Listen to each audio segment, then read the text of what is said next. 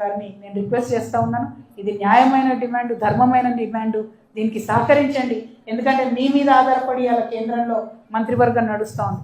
చంద్రబాబు నాయుడు గారు పెద్దలు అనుకుంటే ఒక్క నిమిషంలో మోడీ గారితో మాట్లాడి ఆర్డినెన్స్ ఇచ్చి ఈ వాళ్ళని మళ్ళీ తిరిగి తెలంగాణలో కలపవచ్చు. కాబట్టి వారిని రిక్వెస్ట్ చేస్తూ ఉన్నాను, ఖచ్చితంగా మీరు ఈ 5 గ్రామాలను తెలంగాణలో కలపడం కోసం సహకారం అందించాలి. అదేవిధంగా ఈ ముంపు గ్రామాల పర్యటన దీనికి సంబంధించిన తర్వాత ఇక్కడ నుండి అశ్వరావుపేటలో పెద్దవాగు ప్రాజెక్ట్కి వెళ్తూ ఉన్నాం మేము. ఆ పెద్దవాగు ప్రాజెక్ట్ కూడా మనకు 3,000 ఎకరాలు తెలంగాణలో పారుతుంది, 13,000 ఎకరాలు ఆంధ్రాలో పారుతుంది. కానీ మొత్తం పారకానికి సంబంధించి మరి మొన్న కొట్టుకపోయిన తర్వాత రిపేర్ చేయమంటే ఆంధ్ర గవర్నమెంట్ వాళ్ళ వాటా ఇవ్వకపోయేసరికి రిపేర్ కాకుండా పెద్దవాగు ప్రాజెక్ట్ అట్లానే ఆగిపోయింది. అంటే మన వైపు ఉన్న 3,000 ఎకరాలకు నీళ్లు రావడం లేదు, అటువైపు ఉన్న 13,000 ఎకరాలకు వాళ్ళకి ఇతరత్ర నీళ్ళు వస్తున్నాయి కాబట్టి వాళ్ళు పట్టించుకుంటలేరు.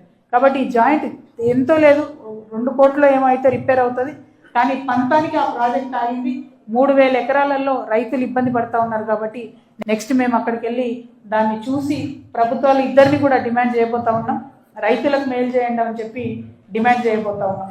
అదేవిధంగా ఇంకా ఒక్కొక్క నియోజకవర్గంలో వెళ్తున్న కొద్దీ అక్కడ ప్రజలు అనేకమైన సమస్యలు చెప్తూ వచ్చారు.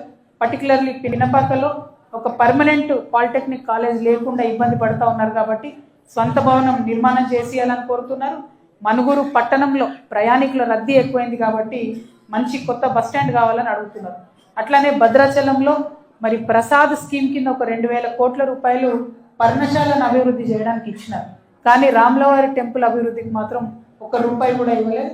ప్రసాద్ స్కీమ్ కింద కనీసం ఒక 300 కోట్లన్నా ఇవ్వాలని చెప్పి నేను డిమాండ్ చేస్తున్నాను. మరి రేవంత్ రెడ్డి గారు ఇక్కడికి వచ్చి మాట ఇచ్చిపోయి నేను 350 కోట్లు ఇస్తా గుడికి అని చెప్పి ఆ మాట కూడా ఆయన తప్పిండు. ఎట్లయితే ఆడబిడ్డలకు 2,500 ఇస్తా అని మాట తప్పిండో, ఎట్లయితే వృద్ధులకి పెన్షన్ పెంచుతా అని చెప్పి పెంచకుండా మాట తప్పిండో, ఎట్లయితే యువమిత్రులకు 2 లక్షల జాబులు ఇస్తా సంవత్సరానికి అని చెప్పి ఇవ్వకుండా మాట తప్పిండో, ఎట్లయితే అన్ని 6 గ్యారెంటీల మీద మాట తప్పిండో, రాముల వారికి ఇచ్చిన మాటను కూడా తప్పుతూ రేవంత్ రెడ్డి గారు మరి ఇస్తాన డబ్బులు ఇవ్వలేదు. కాబట్టి భద్రాచలం రాముల వారి కోసం ఆ డబ్బులు రిలీజ్ చేయవలసిందిగా నేను ప్రభుత్వాన్ని డిమాండ్ చేస్తా ఉన్నాను. అట్లానే ఒడిస్సాలో మల్కాన్గిరి నుంచి భద్రాచలం మీదుగా పాండురంగపురం రైల్వే లైన్ పనులు పొడిగించే పనులు చేపట్టాలని చెప్పి డిమాండ్ చేస్తూ ఉన్నాం. అదేవిధంగా కొత్తగూడెం నియోజకవర్గంలో నిన్న మొన్న ముఖ్యమంత్రి గారి పర్యటన జరిగింది. ఏం చేసిండ్రు? అంతకుముందే మన కొత్తగూడెం మైన్స్ కాలేజ్ ఉంది, కొత్తగూడెం స్కూల్ ఆఫ్ మైన్స్ అని, దాన్నే మార్చి ఎర్త్ సైన్సెస్ యూనివర్సిటీ పెడుతున్నామని చెప్పారు. సంతోషం, మంత్రులందరూ వచ్చారు, హెలికాప్టర్ ఎక్కలు టైం అయిపోతుందని చెప్పి 2 నిమిషాలు మాట్లాడారు అందరూ హడావుడిగా. ఇంత హడావుడిగా మాట్లాడి చేసింది ఏంటంటే ఉస్మానియా యూనివర్సిటీలో ఏమో 1000 కోట్లు ఇస్తామన్నారు, ఎర్త్ సైన్సెస్ యూనివర్సిటీకి 1 రూపాయి కూడా ఇవ్వలేదు. పెడతామని చెప్పారు. ఇదివరకు కూడా ఇట్లానే మోసం జరిగింది. ఇదివరకు గవర్నమెంట్